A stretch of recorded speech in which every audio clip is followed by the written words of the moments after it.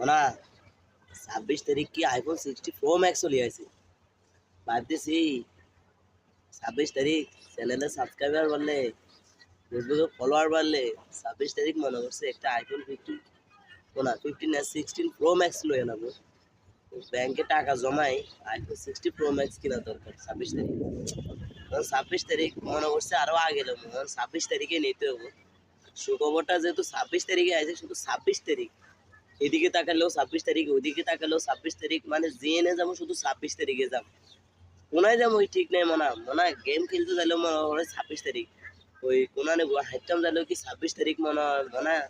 কোনো বাজারে যাইলেও মনে করি যে বাজার করুম 26 তারিখ মনে করছি